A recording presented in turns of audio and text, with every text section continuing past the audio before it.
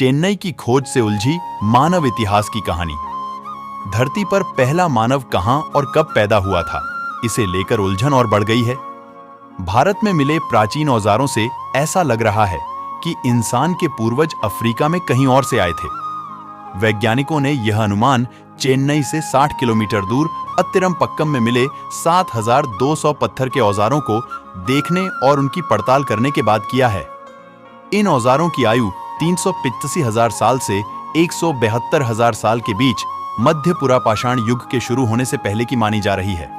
यह युग 125,000 साल पहले शुरू हुआ था। वैज्ञानिकों को चेन्नई में जो हथियार मिले हैं वे काफी उन्नत किस्म के हैं, जिन्होंने 400,000 साल पहले के पुराने औजारों की जगह ली थी। इन हथियारों की खोज ने धरती पर इंसान के पैदा होने की अब तक चली आई मान्यता ध्वस्त कर दी है और पहले माना जाता था कि इंसान के पूर्वज होमो सेपियंस का 3 लाख साल पहले अफ्रीका में अभ्युदय हुआ था। बाद में वे दुनिया के दूसरे हिस्सों में गए और वहीं बसने लगे। हालांकि इस बात पर वैज्ञानिकों में मतभेद है कि यह कब और कैसे हुआ।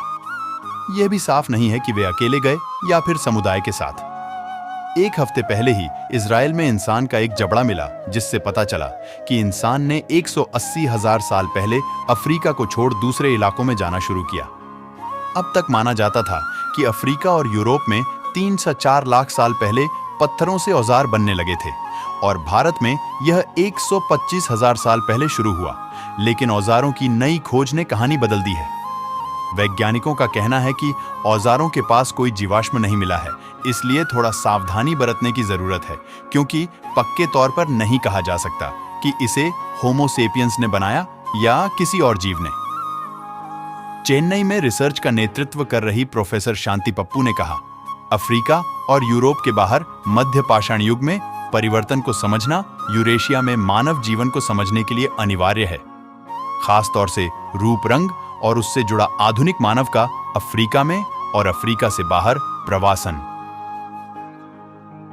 मानव का इतिहास जानने की कहानी के टुकड़े जोड़ना बेहद जटिल है।